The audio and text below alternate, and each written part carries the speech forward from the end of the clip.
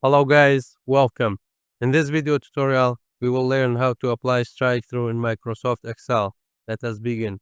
In first step, click into the target cell, navigate to Home tab, click on this little arrow in Font section. This window will open, tick strike-through, and then OK. As you can see, strike-through has been applied. If you have multiple cells and you want to apply strike-through at once, select the cells, Home tab. The same way, click on this little arrow, the same window will open and tick strike-through, press OK. As you can see, strike-through has been applied to all the cells. If you wish to remove strike-through, select all the cells, click on this little arrow again and tick and then OK. Strike-through effect has been removed.